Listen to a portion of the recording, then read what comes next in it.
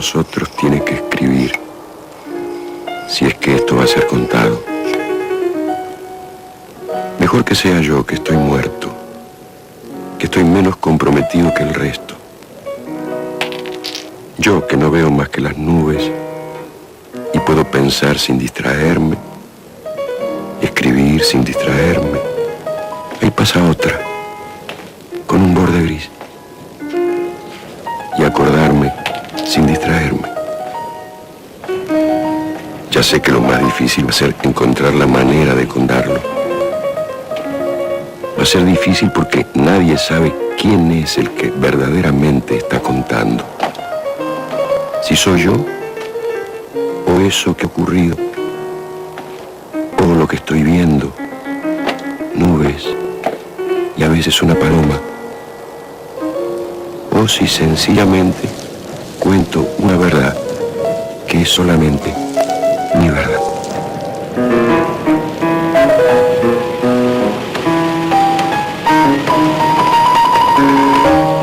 Esto lo he leído mientras miraba el árbol del patio, que ya es un esqueleto negro contra este cielo gris y bajo y con nieve de París en diciembre, y que nadie, creo, pintó mejor que Marquet.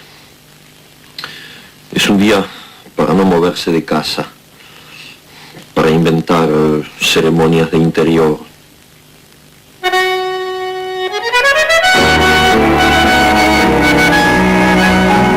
De pibe la llamamos la vedera y a ella le gustó que la quisiéramos. En su lomo sufrido dibujamos tantas rasueras. Después ya más compadres taconeando dimos vuelta manzana con la barra silbando fuerte para que la rubia del almacén saliera con sus lindas trenzas por la ventana.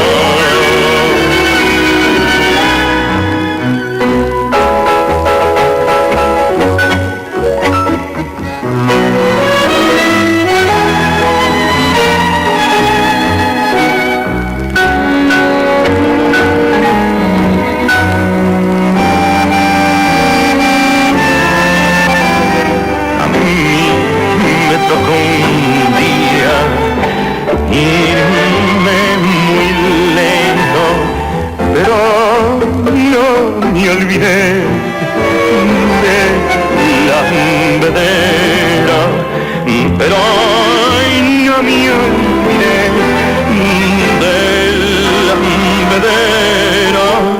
Aquí vas al asiento en los tamaños, como la piel carician de mi tierra.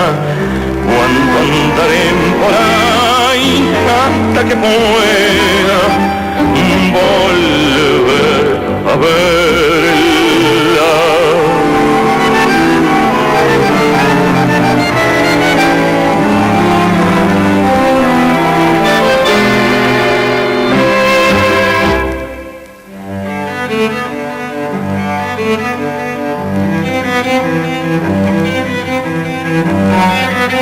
Usted y yo somos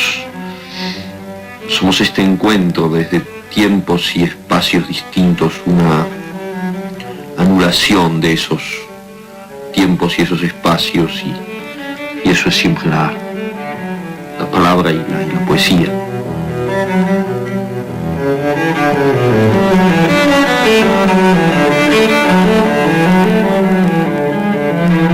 Las circunstancias de mi nacimiento fueron nada extraordinarias, pero un tanto pintorescas, porque fue un nacimiento que se produjo en Bruselas como podría haberse producido en Helsinki o en Guatemala. Todo dependía de la función que le hubieran dado a mi padre en ese momento y el hecho de que él acababa de casarse y llegó prácticamente en viaje de bodas a Bélgica, hizo que yo naciera en esa ciudad en el mismo momento en que el Kaiser y sus tropas se lanzaban a la conquista de Bélgica, que tomaron en los días de mi nacimiento.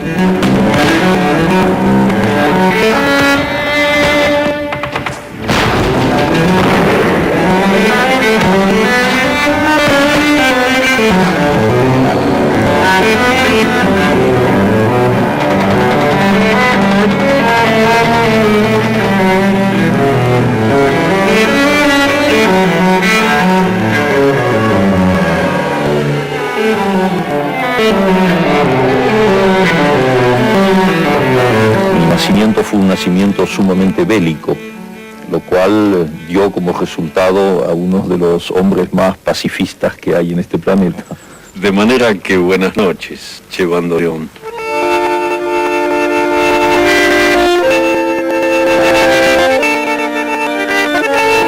Qué bueno verte bien y en tan buenas manos.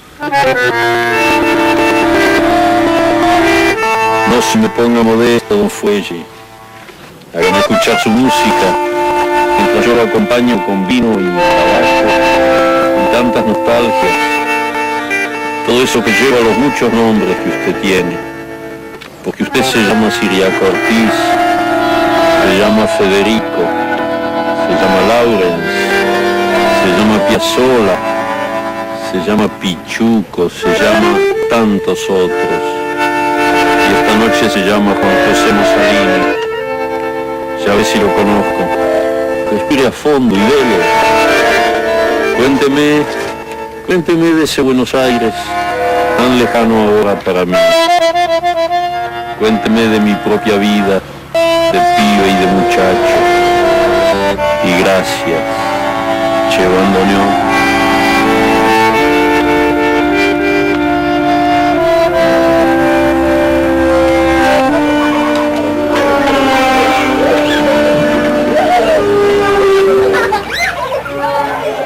Yo tenía 6 años cuando mi padre se fue de mi casa para siempre, y en circunstancias que dejaron a mi madre en una muy mala situación económica y con 2 niños, una hermana mía que tiene 1 año menos que yo, mi único hermana, y yo, al cuidado de ella. Entonces tuvo que educarnos con dificultades, con problemas económicos muy grandes. Y mi padre desapareció en ese momento y yo no volví a verla nunca más.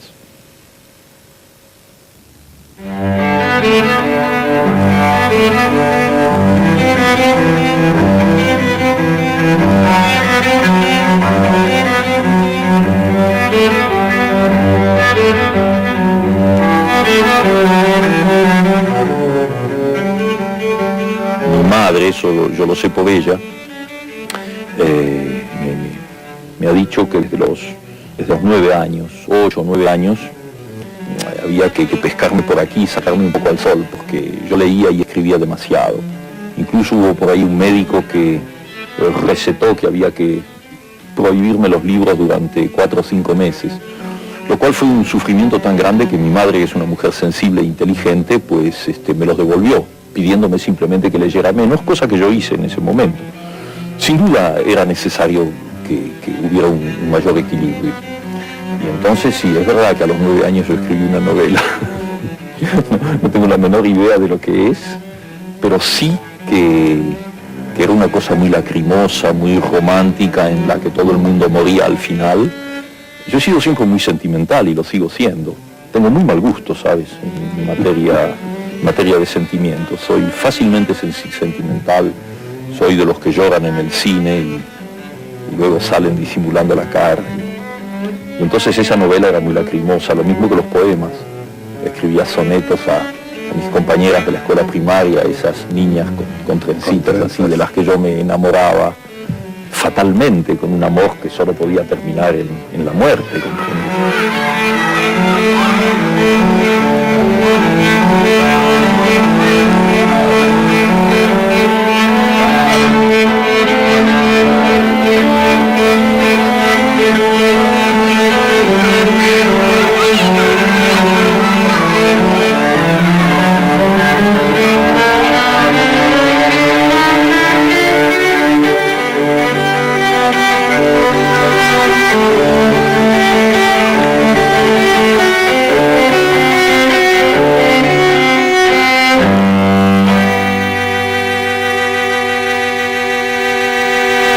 yo entré en una escuela normal que a los 18 años me dio un título de maestro normal, y luego 3 años más de profesorado, que me dio un título de profesor. Ahora, ese título de profesor era una cosa totalmente absurda, porque el título era profesor en letras, no de, sino en letras. Vas a saber por qué. Y era un título que te facultaba para enseñar en los colegios secundarios realmente cualquier cosa. Gramática, geografía, lógica, instrucción cívica, historia, realmente un hombre orquesta. A mí me nombraron en el año, soy muy malo para las cronologías, en el año 39, sí, en el 39, y estuve hasta el año 45, lo cual hace 6 años, enseñando en un pueblo de provincias, en una escuela normal, primero en Bolívar y luego en Chivilcoy. Pequeñas ciudades, son más que pueblos, ¿no? Pequeñas ciudades de la provincia de Buenos Aires. Y luego, durante 1 año y medio, en una universidad de frontera, la Universidad de Cuyo, en Mendoza, hasta que llegó el primer gobierno de Perón y yo me marché.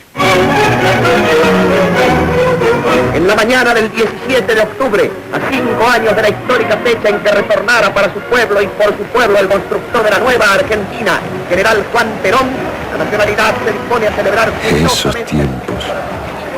El peronismo ensordeciéndome a puro altoparlante del centro. El gallego portero llegando a mi oficina con una foto de Evita y pidiéndome de manera nada amable que tuviera la amabilidad de fijarla en la pared.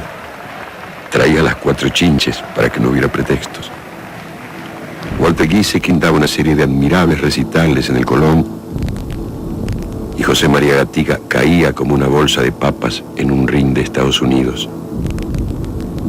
En mis ratos libres yo traducía Vida y Cartas de John Keats, de Lord Houghton. En los todavía más libres pasaba buenos ratos en la Fragata, casi enfrente de mi oficina, con amigos abogados a quienes también les gustaba el de María bien batido.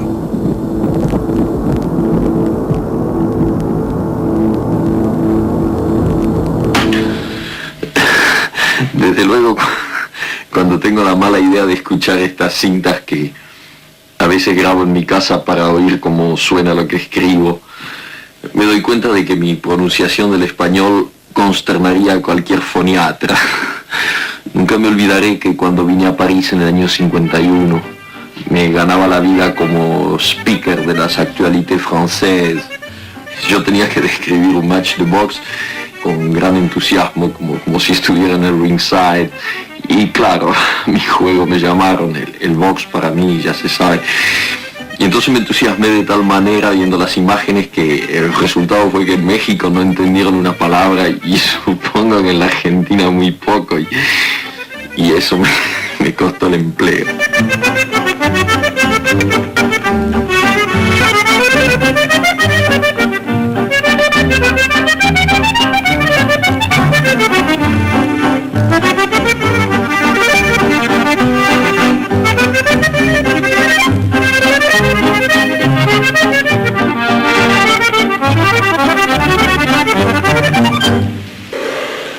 ¿Qué le vas a hacer, ñato? Cuando estás abajo todos te fajan. Todos, che, hasta el más maula. Te sacuden contra las sogas, te encajan la viaba. Anda, anda, que venís con consuelos vos. Te conozco, mascarita. Cada vez que pienso en eso, salí de ahí, salí. ¿Vos te crees que yo me desespero? Lo que pasa es que no doy más aquí, tumbado todo el día. Pucha, que son largas las noches de invierno. ¿Te acordás del pibe del almacén como lo cantaba? Pucha, que son largas. Y es así, ñato, más largas que esperanza de pobre. Fíjate que yo a la noche casi no la conozco. Y venir a encontrarla ahora, siempre a la cama temprano, a las 9 o a las 10. El patrón me decía, pibe, andate al sobre, mañana hay que meterle duro y parejo. Una noche que me le escapaba era una casualidad. El patrón, y ahora todo el tiempo así, mirando el techo. Ahí tenés otra cosa que no sé hacer, mirar para arriba. Todos dijeron que me hubiera convenido, Hice la gran macana de levantarme a los 2 segundos, cabrero como la gran flauta. Tienes razón. Si me quedo hasta los 8 no me agarra tan mal el rubio. Y bueno, es así. Va peor la tos. Después te vienen con el jarabe y los pinchazos. Pobre la hermanita, el trabajo que le doy. Ni mear solo puedo. Es buena la hermanita. Me da leche caliente y me cuenta cosas. ¿Quién te iba a decir, pibe? El patrón me llamaba siempre pibe. Dale a perca, pibe. A la cocina, pibe. Mira cómo uno se ensarta. Al principio me pareció que el rubio iba a ser más fácil. Lo que es la confianza, ñato. Me barajó de una piña que te la debo. Me agarró el frío, el maula. Pobre patrón. No quería creer con qué bronca me levanté. Ni sentía las piernas, me lo quería comer ahí nomás. Mala suerte, pibe. Todo el mundo cobra la final. Qué diablo, hermano. Ahora no vas a andar disimulando. Te fajó y se acabó. Lo malo que yo no quería creer. Estaba acostado en el hotel. El patrón fumaba y fumaba. Casi no había luz. Me acuerdo que hacía calor. Después me pusieron hielo. Fíjate un poco, yo con hielo. El trompa no decía nada. Lo malo que no decía nada. Te juro que tenía ganas de llorar. Como cuando ella... Pero ¿para qué te vas a hacer mala sangre? Fue suerte dormirme. Como ahora. Cada vez que agarro el sueño me saco la lotería. De día tenés la radio que trajo la hermanita. La radio que... Parece mentira, ñato. Bueno, yo hice unos tanguitos y las transmisiones de los teatros. Pero a la noche, qué lata, viejo. Ni la radio, ni la hermanita. En una de esas te agarra la tos y dale que dale, y por ahí uno de otra cama se rechifla y te pega un grito. Pensar que antes... Fíjate que ahora me cabreo más que antes. En los diarios salía que yo de pibe los peleaba a los carreros en la quema. Puras macanas, che, nunca me agarré a trompadas en la calle. 1 o 2 veces. Y no por mi culpa, te juro, me podés creer. Cosas que pasan. Estás con la barra, caen otros y en una de esas se arma.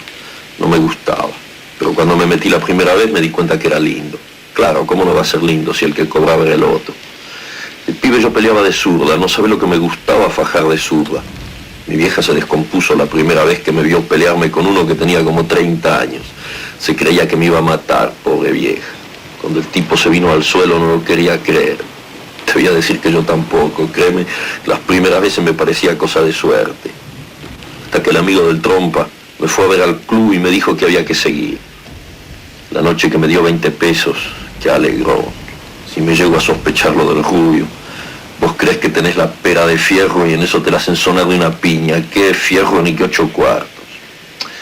20 pesos, pibe, imagínate un poco. Le di 5 a la vieja, te juro que de compadre, para mostrar. La pobre me quería poner agua de azar en la muñeca resentida. Cosas de la vieja, pobre. Si te fijas, fue la única que tenía esas atenciones, porque la otra, ahí tenés. Apenas pienso en la otra. Ya estoy de vuelta en Nueva York.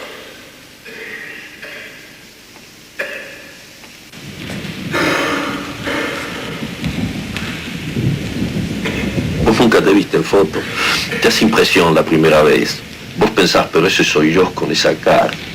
Yo a veces no podía creer que era cierto. De noche, antes de dormirme, me decía que estaba soñando. Cuando le compré el terreno a la vieja. Qué barullo que hacían todos. El trompa era el único que se quedaba tranquilo. Hacé bien, pibe, decía. Y dale al tabaco. Me parece estarlo viendo la primera vez, en el club de la calle Lima. No, era en Chacabuco. Espera que no me acuerdo. Pero sí era en Lima y feliz. ¿No te acordás del vestuario? Todo de verde, con más mugre. Esa noche el entrenador me presentó al patrón. Resultaba que eran amigos. Cuando me dijo el nombre casi me agarro las sogas. Apenas lo vi que me miraba yo pensé, vino para verme pelear. Y cuando el entrenador me lo presentó me quería morir. Él no me había dicho nunca nada, de puro rana. Hizo bien, así yo iba subiendo despacio, sin engolosinarme. En ese entonces no era macana, pibe. Te venía cada tano de Italia, cada gallego que te daba miedo. Y no te digo nada de los rubios. Claro que a veces la gozabas. Vos sabés que me habían hecho un tango y todo. Todavía me acuerdo un cacho. De Mataderos al centro. Y del centro a Nueva York. Me lo cantaban por todos lados. En los asados, por la radio. Era lindo irse en la radio, che. La vieja me escuchaba todas las peleas. Y vos sabés que ella también me escuchaba. Un día me dijo que me había conocido por la radio, que el hermano puso la pelea con uno de los tantos.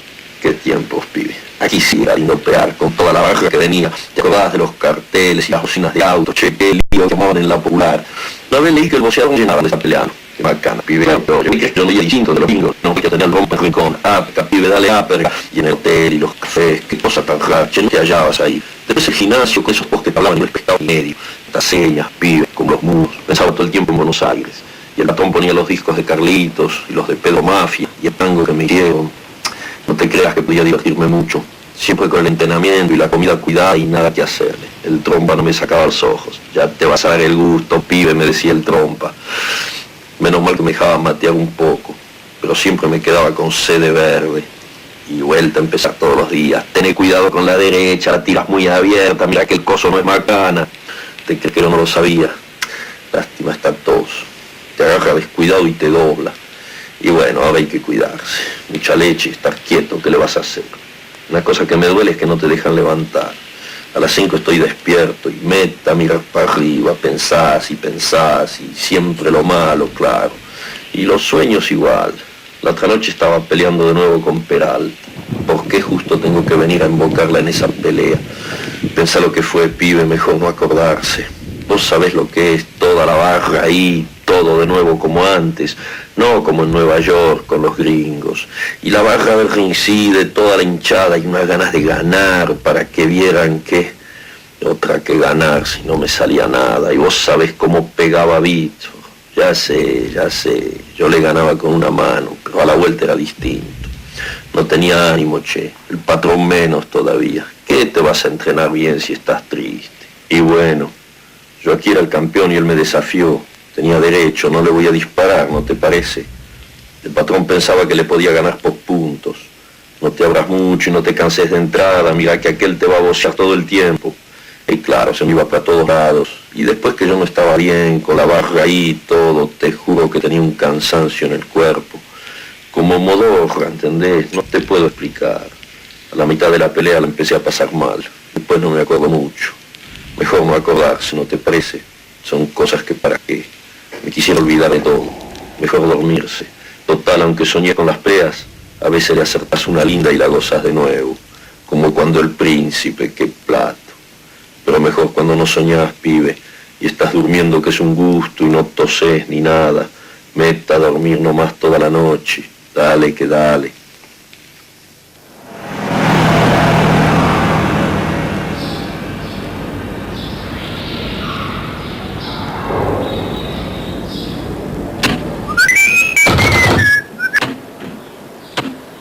¿Compraste todo lo que necesitabas? ¿Conseguiste todo? ¿Trajiste el diario? Ahora me doy cuenta que dejé el grabador abierto. Esto que oíste no es un diálogo que tenga nada que ver con la película. Unas preguntas que yo decía a Aurora está haciendo la cama en los trapillos. Hechos concretos me han movido en los últimos 5 años a reanudar un contacto personal con Latinoamérica. Y ese contacto se ha hecho por Cuba y desde Cuba. De mi país se alejó un escritor para quien la realidad, como le imaginaba Mallarmé, debía culminar en un libro. En París nació un hombre para quien los libros deberán culminar en la realidad. Este proceso comportó muchas batallas, derrotas, traiciones y logros parciales. En 1957 empecé a tomar conciencia de lo que pasaba en Cuba. Antes había noticias periodísticas de cuando en cuando, vaga noción de una dictadura sangrienta como tantas otras, ninguna participación afectiva, a pesar de la adhesión en el plano de los principios. El triunfo de la Revolución Cubana, los primeros años del gobierno, no fueron ya una mera satisfacción histórica o política. De pronto sentí otra cosa. Entendí que el socialismo, que hasta entonces me había parecido una corriente histórica aceptable e incluso necesaria, era la única corriente de los tiempos modernos que se basaba en el hecho humano esencial, en el simple principio de que la humanidad empezará verdaderamente a merecer su nombre el día en que haya cesado la explotación del hombre por el hombre.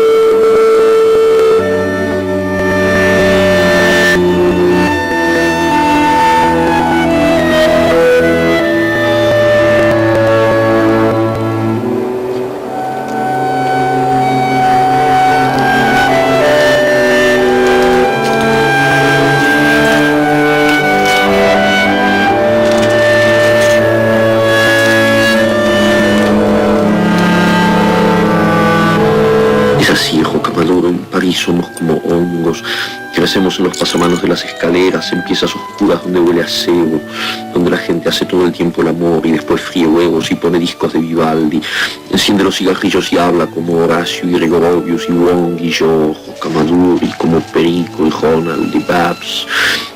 Y afuera hay de todo, las ventanas dan al aire y eso empieza con un gorrión o una gotera. Llueve muchísimo aquí en Jocamaduro, mucho más que en el campo, y las cosas se arrumbran, las canaletas, las patas de las palomas, los alambres con que Horacio fabrica esculturas. Casi no tenemos ropa, nos arreglamos con tan poco, un buen abrigo, unos zapatos en los que no entre el agua. Somos muy sucios, todo el mundo es muy sucio y hermoso en París, Jocamaduro. Las camas huelen a noche y a sueño pesado. Yo no te podría tener aquí, aunque seas tan pequeño no cabrías en ninguna parte, te golpearías contra las paredes. Cuando pienso en eso me pongo a llorar. Horacio no entiende, cree que soy mala, que hago mal en no traerte, aunque sé que no te aguantaría mucho tiempo. Nadie se aguanta aquí mucho tiempo, ni siquiera tú y yo. Hay que vivir combatiéndose, es la ley, la única manera que vale la pena, pero duele, Jocamaduro, y es sucio y amargo. Horacio tiene razón, no me importa nada de ti a veces, y creo que eso me lo agradecerás un día cuando comprendas, cuando veas que valía la pena que yo fuera como soy.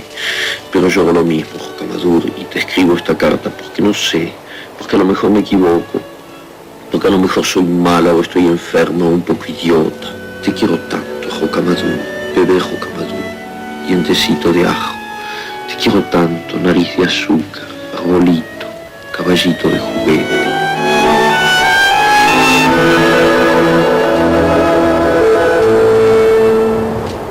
A mí se me ocurrió, y sé muy bien que era una cosa difícil, realmente muy, muy difícil, intentar escribir un libro en donde el lector, en vez de leer la novela así consecutivamente, tuviera en primer lugar diferentes opciones, lo cual lo situaba ya casi en un pie de igualdad con el autor, porque el autor también había tomado diferentes opciones al escribir el libro. Ese libro es una tentativa para ir hasta el fondo de un largo camino de negación de la realidad cotidiana y de admisión de otras posibles realidades, de otras posibles aperturas. Bueno, y para mi gran sorpresa y mi gran maravilla, yo sé cuando terminé Rayuela que había escrito un libro de un hombre de mi edad, para lectores de mi edad. Y la gran maravilla fue que ese libro, cuando se publicó en la Argentina y se conoció en toda América Latina, encontró lectores en los jóvenes, en quienes yo no había pensado directamente jamás al escribir ese libro. Entonces, la gran maravilla para un escritor es haber escrito un libro pensando que hacía una cosa que correspondía a su edad, a su tiempo, a su clima, y de golpe descubrir que en realidad planteó problemas que son los problemas de la generación siguiente. Me parece una recompensa maravillosa y sigue siendo para mí la justificación del libro. Nous vous demandons de vous disperser et de venir demain à la manifestation prévue. C'est une provocation, n'y cédez pas. Nada piden los estudiantes que no sea de alguna manera una nueva definición del hombre y la sociedad. del hombre en la sociedad. Y lo piden en la única forma que es posible pedirlo en este momento, sin reivindicaciones parciales, sin nuevos esquemas que pretendan sustituir a los vigentes. Lo piden por una entrega total de su persona, con el gesto elemental e incuestionable de salir a la calle y gritar contra la maquinaria aplastante de un orden desvitalizado y anacrónico. Los estudiantes están haciendo el amor con el único mundo que aman y que los ama. Su rebelión es el abrazo primordial, el encuentro en lo más alto de las pulsiones vitales. En el pabellón de la Argentina, ¿cómo no iba a manifestarse ese salto hacia una realidad auténtica, cuando bajo su techo se venía reiterando la injusticia, la discriminación, la estafa moral, que no era más que el reflejo de lo que sucede allá en la patria, allá en tantos países de América Latina?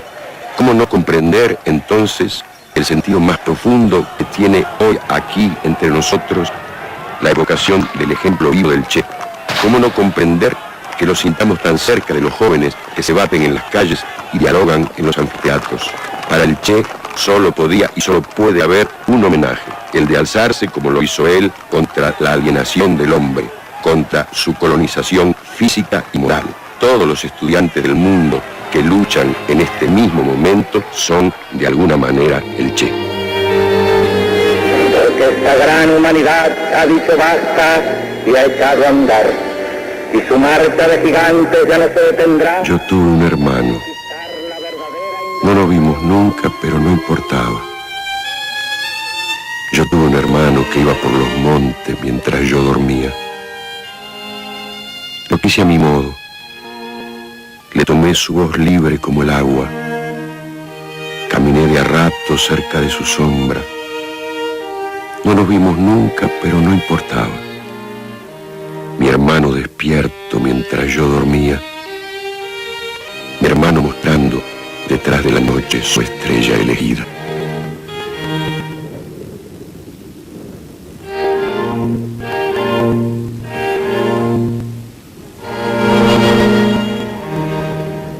Yo lo que creo es que si uno tiene una especie de visión panorámica de la historia de la literatura, los momentos de cumbre, los momentos más altos de la literatura fluctúan geográficamente y culturalmente.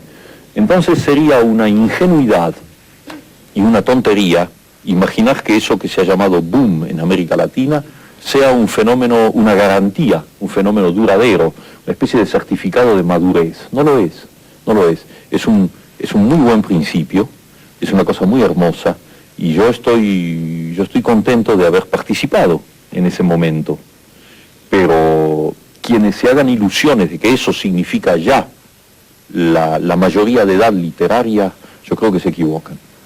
Yo creo que el boom responde al azar, a ese azar que hace tan bien las cosas. El azar hace muy bien las cosas en la historia, lo hace mucho mejor que la lógica.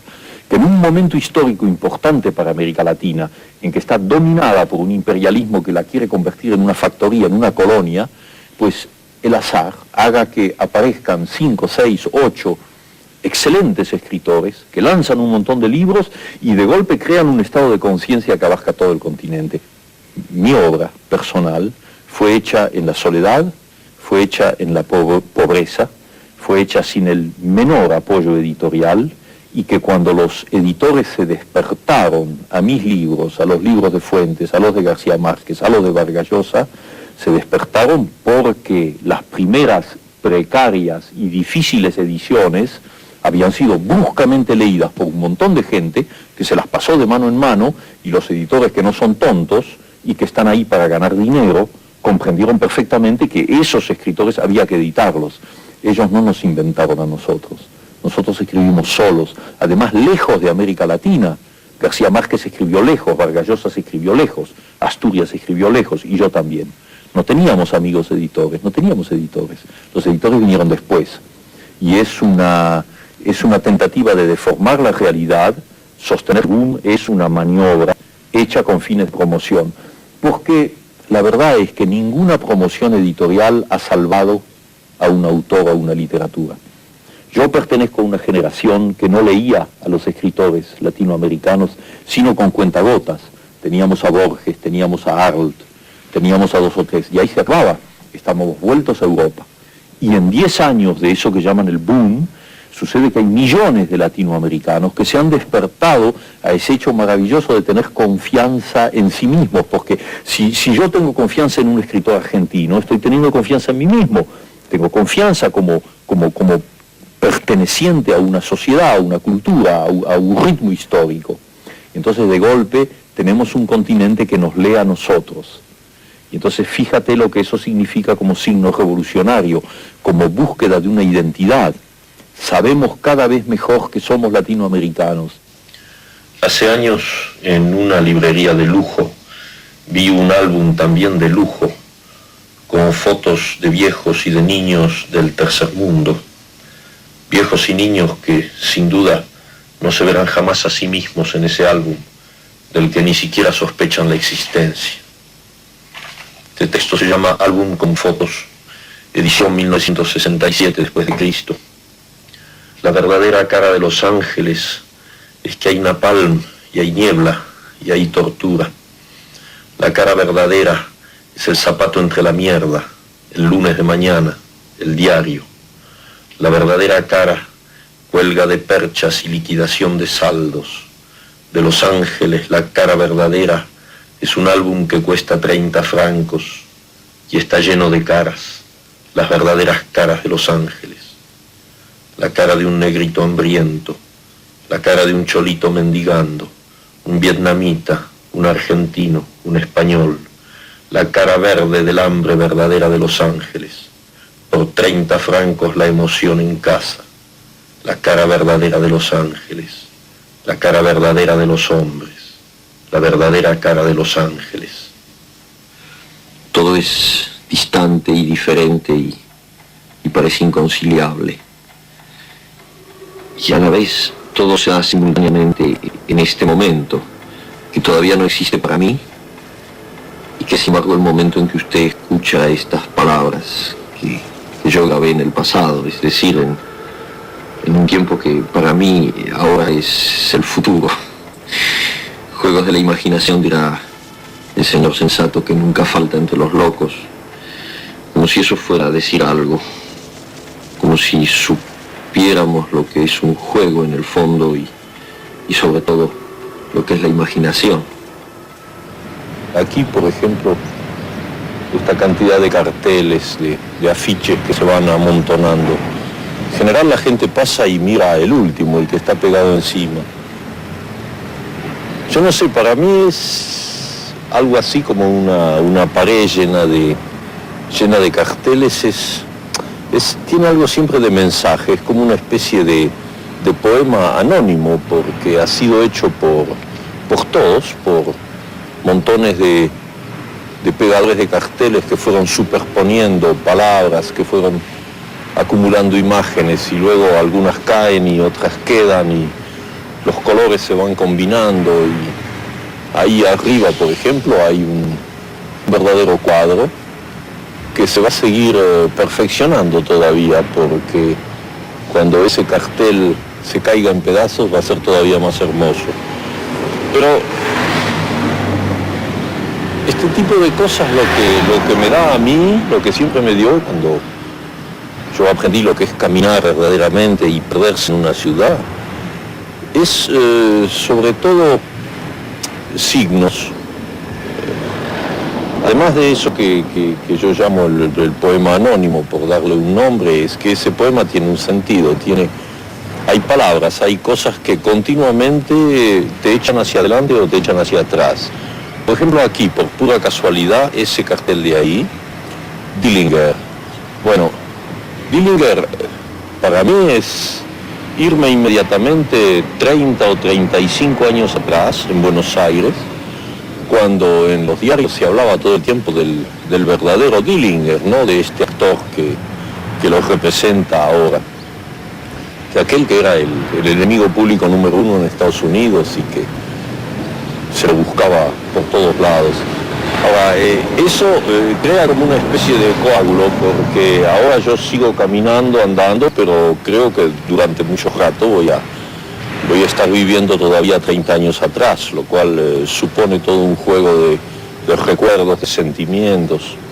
Vos ves la cruz del sur y respirás el verano con su olor a duraznos y caminas de noche, mi pequeño fantasma silencioso, por ese Buenos Aires, por ese siempre mismo Buenos Aires. Extraño la cruz del sur, cuando la semilla alzar en la cabeza, para beber tu vino negro medianoche. Y extraño las esquinas por almacenes, dormilones, donde el perfume de la yerba tiembla en la piel del aire. Extraño tu voz, tu caminar conmigo por la ciudad. Comprender que eso está siempre allá, como un bolsillo donde a cada rato la mano busca una moneda, el peine, llaves, la mano infatigable y oscura memoria que recuenta sus muertos. La cruz del sur, el mate amargo y las voces de amigos usándose con otro. Me duele un tiempo amargo, lleno de perros y desgracia, la desapada convicción de que volver es vano. Comprender que un mar es más que un mar, que la muerte se vislumbra en distancia para llegar de poco lenta, interminable. Como una melodía que se resuelga al fin en un humor de silencio. Extraño ese callejón que se perdía en el campo y el cielo, con saucicallos y algo como un sueño. Y me duelen los nombres de cada cosa que hoy me falta. Cómo me duele estar tan lejos de tus caricias y tus labios. Extraño tu voz, tu caminar conmigo por la ciudad.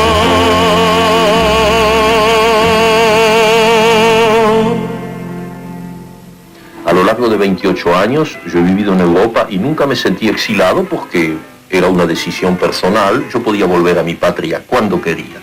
Desde hace 5 años no puedo volver. Desde hace 5 años soy un exilado como todos los demás. Pero el exilio es doble. El exilio físico, bueno, es mi problema. Yo lo puedo tomar bien, lo puedo tomar mal, pero es mi problema personal. Lo que es terrible es el exilio cultural. El hecho de que la Junta de Videla en la Argentina haya prohibido la publicación de mi último libro de cuentos, porque en ese libro había 2 cuentos que les molestaban. Eso significa un exilio cultural, es decir, 22 millones de compatriotas míos se han visto privados de leerme. Bueno, en sí que me lean o no me lean puede ser una cuestión de vanidad, pero si quienes me oyen y me conocen realmente, saben muy bien que ese tipo de vanidad no la tengo, y que en cambio siento que ese corte, que ese exilio es terrible, porque en unos pocos años el hecho de que esos países, Chile o Argentina o Uruguay, estén separados de la producción científica, artística e intelectual de sus mejores hombres, de sus mejores creadores, va a dar en esos países una especie de desierto espiritual en donde es perfectamente fácil lavar los cerebros y condicionar a los jóvenes y crear lo que los regímenes de esos países buscan, que es crear robots, crear gente incapaz de pensar por sí misma.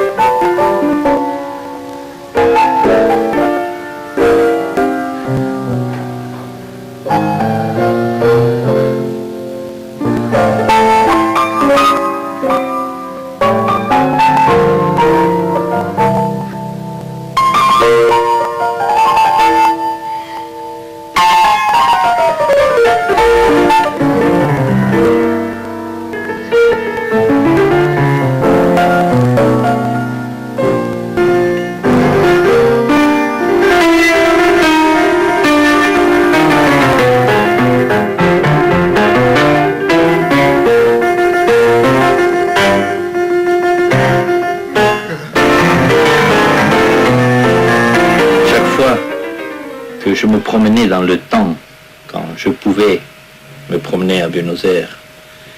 Et chaque fois que je me promène ici à Paris, seul, surtout la nuit, je sais très bien que je ne suis pas le même qui, pendant la journée, mène une vie ordinaire et normale. Je ne veux pas faire du romantisme bon marché, je ne veux pas parler d'état second. Mais il est évident que ce fait de se mettre à marcher dans une ville comme Paris ou Buenos Aires, la nuit, cet état ambulatoire où à un moment donné on cesse d'appartenir au monde ordinaire, me situe par rapport à la ville et situe la ville par rapport à moi dans une relation que les surréalistes aimaient à appeler privilégiée. C'est-à-dire qu'à ce moment-là, il se produit vraiment le passage, le pont, les osmoses, les signes, les découvertes. Tout ce qui finalement a donné une grande partie de ce que j'ai écrit comme roman ou comme nouvelle. Marcher dans Paris, et c'est pour ça que je qualifiais Paris de ville mythique. Marcher dans Paris signifie avancer vers moi. Mais c'est impossible de le dire avec des paroles, des mots, ça. C'est-à-dire que dans cet état où j'avance un peu perdu dans une distraction qui me fait regarder des affiches, des enseignes de bistrot, des gens qui passent, et établir tout le temps de relations qui composent des phrases de bribes de pensée, de sentiments, tout ça crée un système de constellation mentale et surtout de constellation sentimentale qui détermine un langage que je ne peux pas exprimer par les mots, par les paroles. C'est à ce moment-là où il y a à Paris, par exemple, des lieux qui ont été toujours privilégiés pour moi. Je pourrais vous citer un, le premier qui me vient dans la mémoire. Là, tout près d'ici, au Pont Neuf, à côté de la statue d'Henri IV, il y a un réverbère dans le fond, là où on descend pour prendre les bateaux-mouches. La nuit, à minuit, quand il n'y a personne, ce coin-là, solitaire, c'est absolument pour moi un tableau de Paul Delvaux. Et il y a le sentiment du mystère qu'il y a dans les tableaux de Paul Delvaux, cette imminence d'une chose qui peut paraître, qui peut se manifester et qui vous met dans une situation qui n'a plus rien à voir avec les catégories logiques et les événements ordinaires.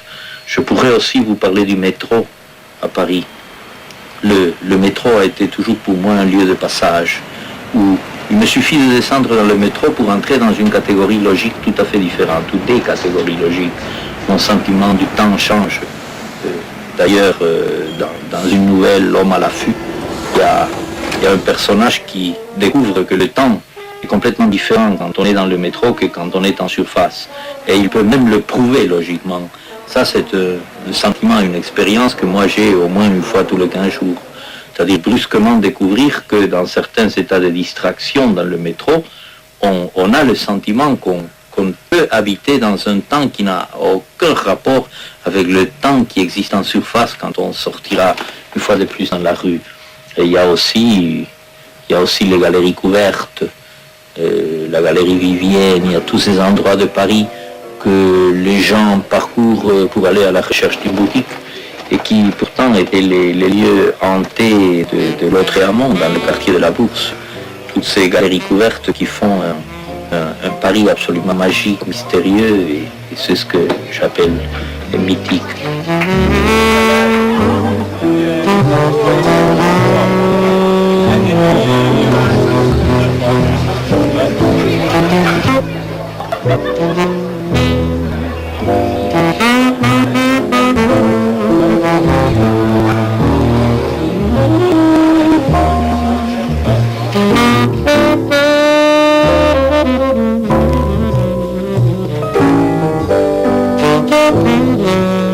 Y después dormimos, Rosita.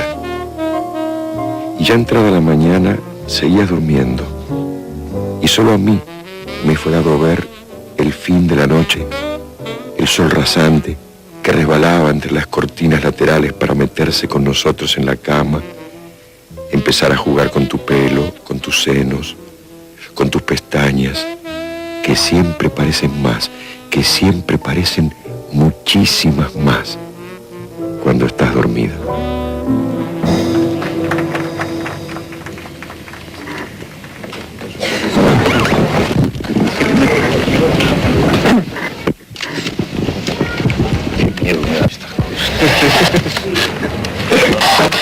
Ahí.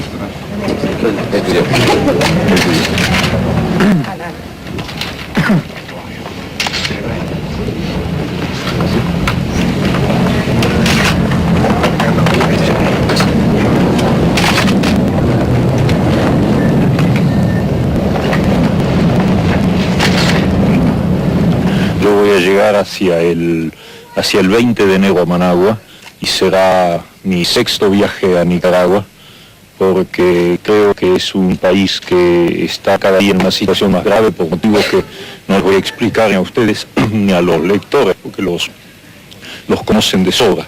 Y pienso que la solidaridad y todo lo que se pueda hacer por el pueblo nicaragüense es cada día más necesario y más urgente.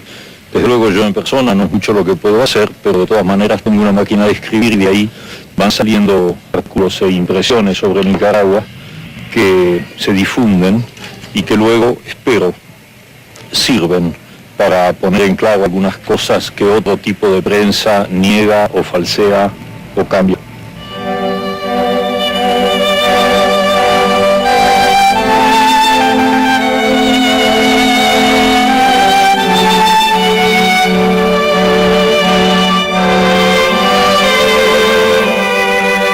Si todo es corazón y rienda suelta, y en las caras hay luz de mediodía, si en una selva de armas juegan niños y cada calle la ganó la vida, no estás en Asunción ni en Buenos Aires, no te has equivocado de aeropuerto, no se llama Santiago el fin de etapa, su nombre es otro que Montevideo. Viento de libertad fue tu piloto y brújula de pueblo te dio el norte. Cuántas manos tendidas esperándote, cuántas mujeres, cuántos niños y hombres, al fin alzando juntos el futuro, al fin transfigurados en sí mismos, mientras la larga noche de la infamia se pierde en el desprecio del olvido. La viste desde el aire. Esta es Managua, de pie entre ruinas, bella en sus baldíos, pobre como las armas combatientes, rica como la sangre de sus hijos. Ya ves, viajero, está su puerta abierta. Todo el país es una inmensa casa. Entra nomás. Estás en Nicaragua.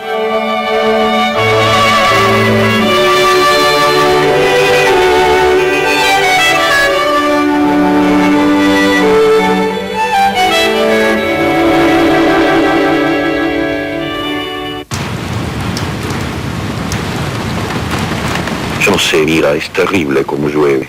Llueve todo el tiempo, afuera tupido y gris. Aquí contra el balcón con goterones cuajados y duros que hacen plaf y se aplastan como bofetadas uno detrás de otro. ¡Qué hastío! Ahora aparece una gotita en lo alto del marco de la ventana. Se queda temblequeando contra el cielo que la triza en mil brillos apagados. Va creciendo y se tambalea. Ya va a caer y no se cae, todavía no se cae. Está prendida con todas las uñas, no quiere caerse. Y se la ve que se agarra con los dientes mientras le crece la barriga. Ya es una gotaza que cuelga majestuosa y de pronto supa y va, plaf, deshecha, nada. Una viscosidad en el mármol. Pero las hay que se suicidan y se entregan enseguida. Brotan en el marco y ahí mismo se tiran. Me parece ver la vibración del salto, sus piernitas desprendiéndose y el grito que las emborrachan esa nada del caer y aniquilarse. Tristes gotas, redondas, inocentes gotas. Adiós, gotas, adiós.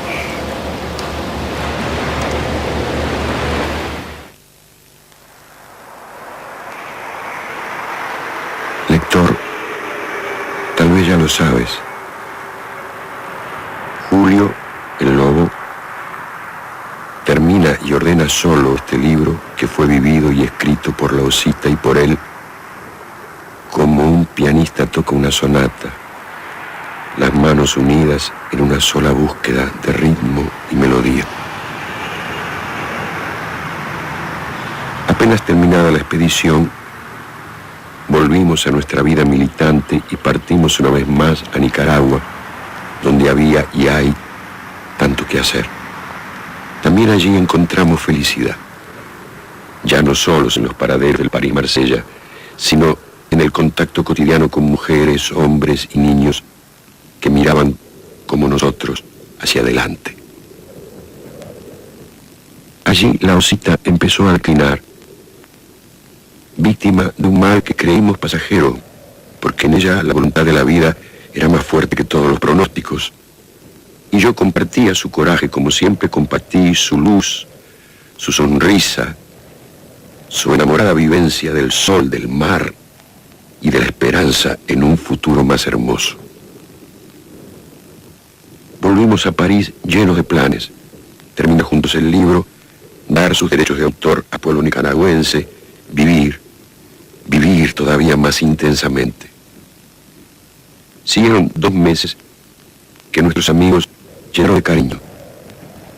2 meses en que rodeamos a la Osita de ternura y en que ella nos dio cada día ese valor que nos iba abandonando.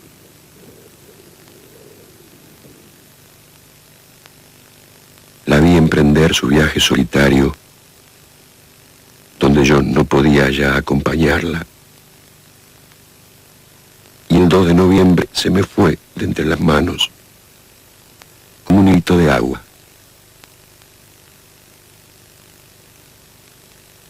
Sin aceptar que los demonios dijeran la última palabra. Ella que tanto los había desafiado y combatido en estas páginas.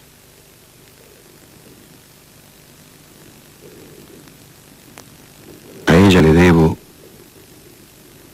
como le debo lo mejor de mis últimos años, terminar solo este relato. Piense, Osita, que habrías hecho lo mismo si me hubiera tocado precederte en la partida. Y que tu mano escribe, junto con la mía, estas últimas palabras en las que el dolor no será nunca más fuerte que la vida que me enseñaste a vivir. Como acaso hemos llegado a mostrarlo en esta aventura que toca aquí a su término, pero que sigue en nuestro dragón, sigue para siempre en nuestra autopista.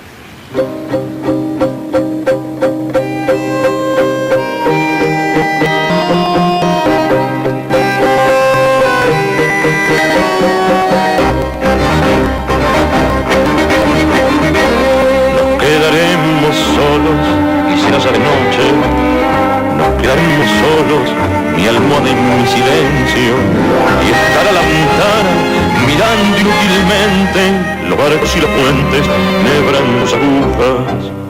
Yo diré, ya es muy tarde, no me contestarán ni mis guantes ni el peine, solamente olor o perfume olvidado como una carta puesta boca abajo en la mesa. Se la va de ser Vicky Samba, c'est ça, c'est moi triste, ça va. De manzana, buen cigarrillo, viendo bajar los cuernos de la noche meduda, cuánto caracol forrado en terciopelo, donde duermen tus senos quemados por la luna. Y diré, ya es de noche y estaremos de acuerdo con muebles o cenizas. Con el organillero que remonta en la esquina sus títeres de luna para los niños pobres. C'est l'âge avant de celui qui s'en va, c'est ça, Java, c'est ma triste Java.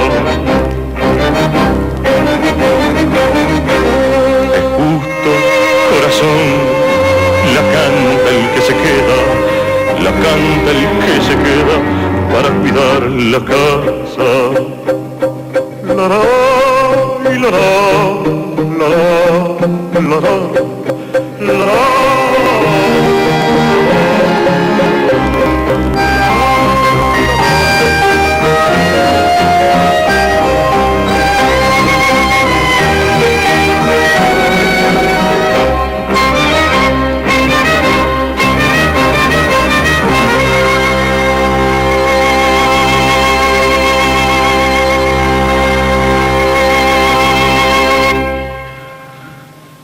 Los famas son capaces de gestos de una gran generosidad, como por ejemplo cuando este fama encuentra a una pobre Esperanza caída al pie de un cocotero y, alzándola en su automóvil, la lleva a su casa y se ocupa de nutrirla y ofrecerle esparcimiento hasta que la Esperanza tiene fuerza y se atreve a subir otra vez al cocotero. El fama se siente muy bueno después de este gesto y en realidad es muy bueno, solamente que no se le ocurre pensar que dentro de pocos días la Esperanza va a caerse otra vez del cocotero. Entonces, mientras la Esperanza está de nuevo caída al pie del cocotero de este fama en su club, se siente muy bueno y piensa en la forma en que ayudó a la pobre Esperanza cuando la encontró caída.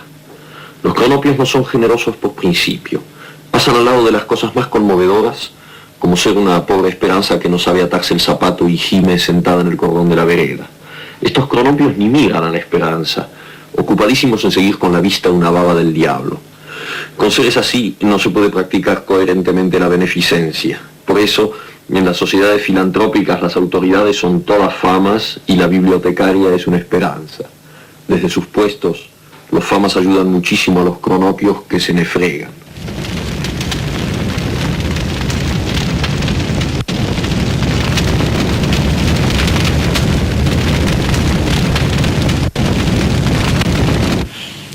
Los argentinos han sufrido demasiado en este espantoso periodo que han vivido, tanto los que estaban aquí como los que tuvieron que irse, como para que esto caiga en el olvido o caiga en la indiferencia. Estoy convencido de que estas experiencias negativas pueden traducirse en historia positiva, pero todo depende de nosotros. Una vez más, no hay que andar buscando figuras que puedan salvarnos. Si no nos salvamos nosotros como pueblo, no nos salvaremos más. Es hermoso volver después de 10 años de no haber podido volver y caminar de nuevo por las viejas calles de Buenos Aires que tanto significan para un porteño como yo, y volver a sentir los olores y descubrir que las veredas están estropeadas como siempre, que no han cambiado, pero que tampoco han cambiado las cosas que me gustan. Es curioso como uno está unido digamos, al aspecto sensual de una ciudad. Yo llevo a Buenos Aires puesto como otros llevan los zapatos y lo paseo conmigo en cualquier lugar, como emigrado, como exilado, como turista, da lo mismo. Yo no cambio en ese sentido. La mejor prueba es que he vivido en Francia ya 32 años. 32 años bastan para que el 90% de la gente cambie de idioma, incluso los escritores, que empiecen a escribir en el idioma de su nuevo país. Yo sigo escribiendo en español, y un español muy argentino además. Sigo escribiendo en él y escribiré en español hasta que me muera.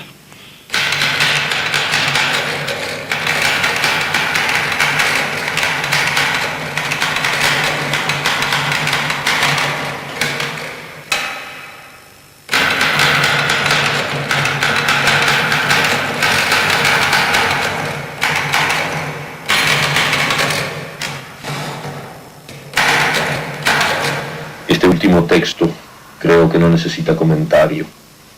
En todo caso, no es un adiós entre el que habla y los que lo escuchan, sino todo lo contrario, una voluntad de seguir estando ahí, cerca, esperando, ayudando a la esperanza con todo lo que se tiene.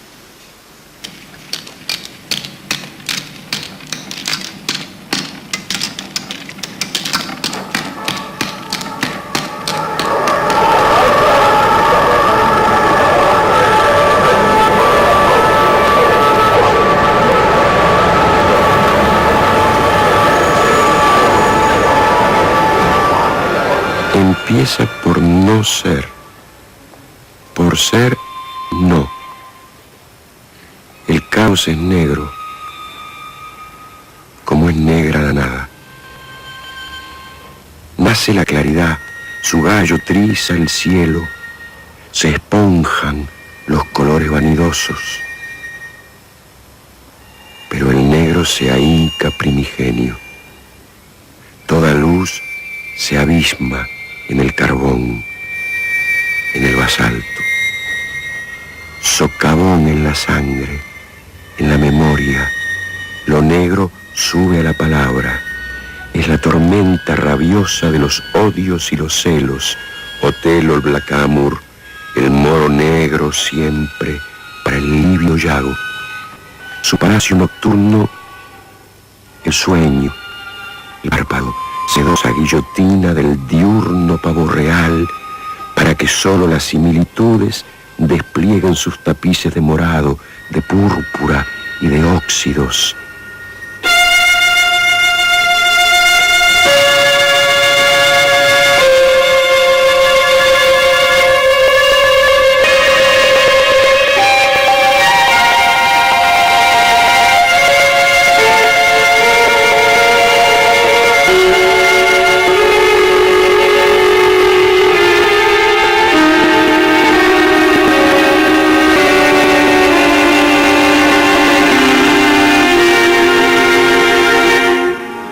Harem del negro, esperma de los sueños. Padre profundo, pez abisal de los orígenes, retorno a qué comienzo, estigia contra el sol y sus espejos, término de los cambios, última estela de las muraciones, palabra del silencio. Se diría que le gusta que lo aplanen, lo espatulen, lo tiendan en lisas superficies, como se hace aquí. Se diría que ama ser el trampolín desde donde saltan los colores, su callado sostén. Todo es más contra el negro, todo es menos cuando falta. Cedes a estas metamorfosis que una mano enamorada cumple en ti. Te llenas de ritmos, hendeduras, te vuelves tablero, reloj de luna, muralla de aspilleras abiertas a lo que acecha siempre del otro lado, máquina de contar cifras fuera de las cifras, astrolabio y portulano para tierras nunca abordadas, mar petrificado en el que resbala el pez de la mirada.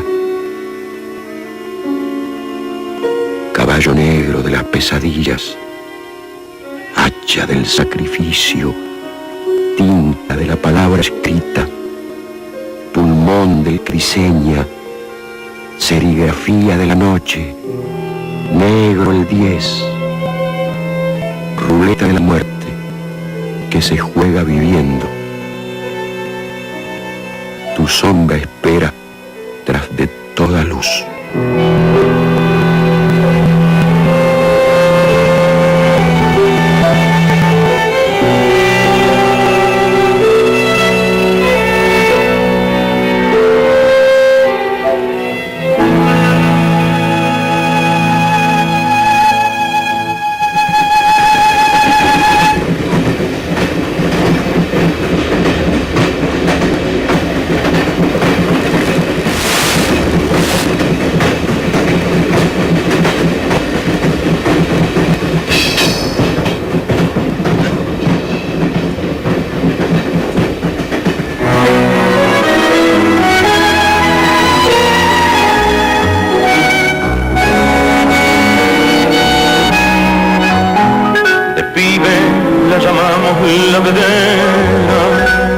y a ella le gustó que la quisiéramos.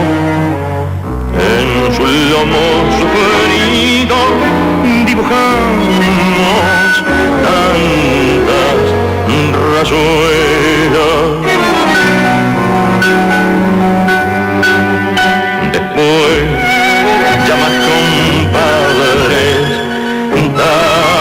tajoneando, dimos vuelta manzana con la barra, silbando fuerte, para que la rubia del almacén saliera con sus lindas trenzas por la ventana.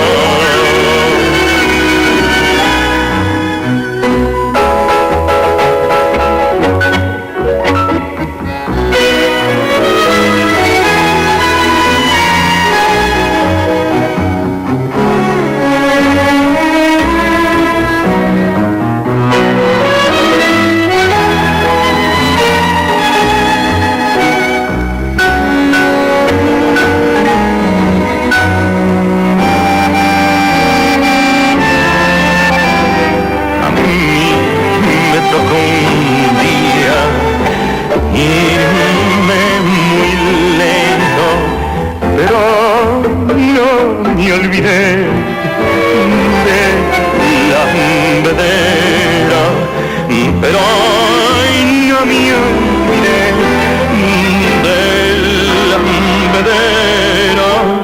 Aquí vas al asiento en los tamaños, como la piel carician de mi tierra. Cuánto andaré por ahí hasta que pueda volver a verla.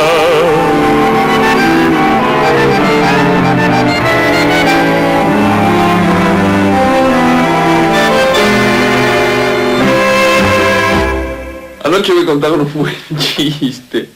Es así, sale una nueva marca de hojitas de afeitar y ¿sabes cuál es el eslogan de propaganda? Dice, no hace falta ni agua ni jabón, con las lágrimas basta.